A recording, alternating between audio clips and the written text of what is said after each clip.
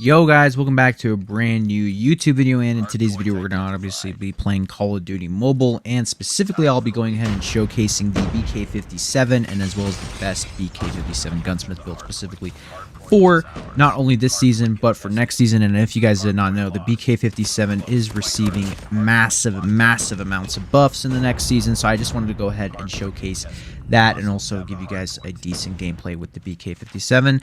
And let's go ahead and talk about the Gunsmith build that just appeared moments ago on your guys' screen. We're going to be rocking with the mono suppressor, the MIP extended light barrel, the classic red dot sight, the ODBC laser tactical, and the 7.62 40 round reload, which obviously plays a very important role here due to the fact, right, that this build is getting significant damage range buffs.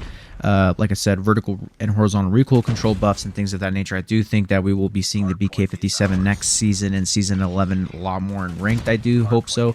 Unfortunately, we are not getting any nerfs on the CBR4. We're not getting any nerfs on the Kilo. We're not getting any nerfs on the Krieg 6, and we're not getting any more nerfs on the Switchblade as well as the Holger and Chopper. So I mean, overall, you can definitely see where this season's going. I mean, it's going to be interesting to see all these non-meta weapons to come up into play, because like I said, the HBR is getting buffed. There's a whole list of guns that are getting buffed that haven't been used in a long time, and it's just going to be interesting to see exactly how well these guns do in the meta. Now, talking a little bit about the BK57 itself, right, and just what do I think about it? It's it's a non-meta weapon, right, that's receiving a buff for the next season. However, currently in this season, it's a really bad gun to use, right? So it doesn't operate as well as, let's say, you would want an LK24, because you could realistically use an LK24. You could even use the ICR. You know, there's a lot of other ARs that you could use. And if you think about it, the LK24 and the BK57 are really similar. It's just that if you're going to be using a high power punchline AR, right, you're going to want to use the LK24 because it's going to do a lot more damage. And it has consistent time to kills. With this, you're not going to be getting that consistent time to kill. You know, it's going to take a lot of bullets. And as you can see here in this gameplay, like, I'm really trying my best to really get the best connection with my aim onto the enemy opponents. And like I said, after playing Warzone Mobile, it's kind of a weird feeling playing cross-sectional games and just trying to sort of transitioning in between games, because my sensitivities get a little bit messed up. So I'm still trying to get used to playing both games at the same time.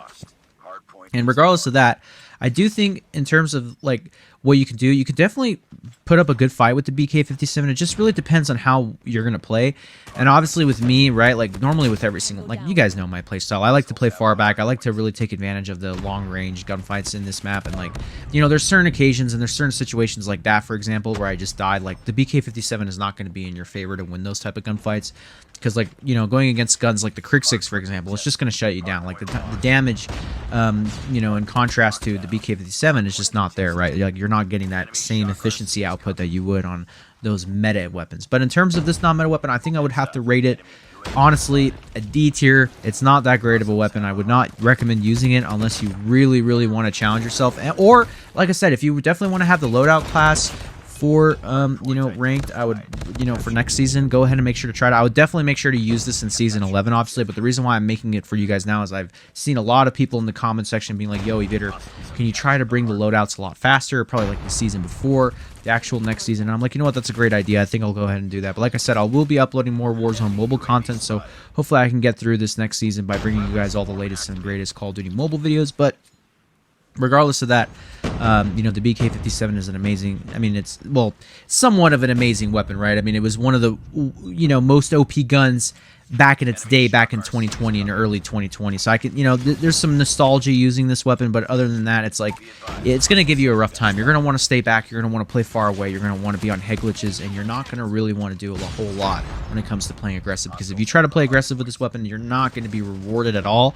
In fact, it could actually hurt you, because like I said, the damage close range is not there for you at all. So I would significantly, like I said, you know, try to play medium and long range. That's where this weapon excels. And like I said, it's mainly an objective weapon. You're not trying to be a slayer. You're mainly just trying to close gaps in between you and your opponents and help your team out, get the rotations you need, or, you know, the flags that you need capped, right? So that's really what this weapon is. This weapon really is an objective weapon. It's not an aggressive weapon, but it will be, I do think, a better weapon when season 11 comes. So right now I put it at D tier, F tier, but it could very well be C tier, right? I mean, or even C, or, you know, B tier with the buffs that are coming. But overall, I think right now I mean, just overall using it, I mean, it's an okay gun, right? Like, it's nothing too crazy. You're not going to be wowed. Like, your mind is not going to be blown by using this weapon. Obviously, we're still going to have problems. And also, like I said, because of the other weapons not getting buffed, it's going to be, I mean, the other weapons not getting nerfed, right? Like the meta weapons, the hardcore meta weapons. It's going to be very interesting to see how the other meta weapons that are coming up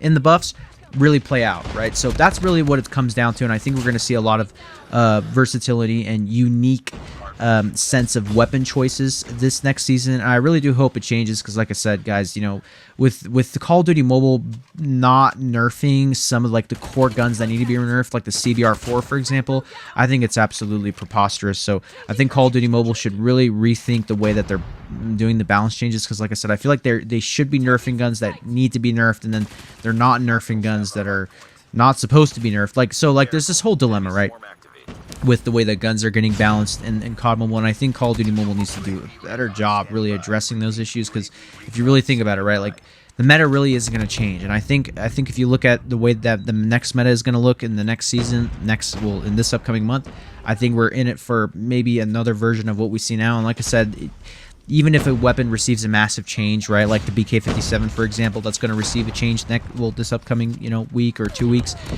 it might not even be used. That's the thing, because like I said, the Krig, the Holger, the Kilo are just way too popular weapons. Like, they're just so good, and it's going to take COD Mobile to really apply some nerfs to those weapons for really other people in the community, and especially in COD rank, right, in COD Mobile Legendary rank, for anyone to use other guns. And like I said, I've been doing my best and trying to play with every single non-meta weapon possible and bring them to light and do something with them, because honestly, like I said, the game gets boring when you're not using, you know, like other weapons in the game. If you're just constantly using the same weapon, I mean, hey, listen, good for you, you're really good using the guns, but now that you're legendary, what else do you have to play for? You might as well challenge yourself, drop nukes with non-meta weapons, at least give yourself something to play for, right? So that's the whole premise behind playing with a non-meta weapon like this, and I do feel that overall it's been a wonderful experience. I really will say that. And yeah, guys, if you guys have made it this far towards the end of the video, please go ahead and leave a like, comment, and make sure to go ahead and subscribe if you are new to the channel. I would really appreciate it. It helps out the channel a lot. We're on the road to 9,000 subscribers.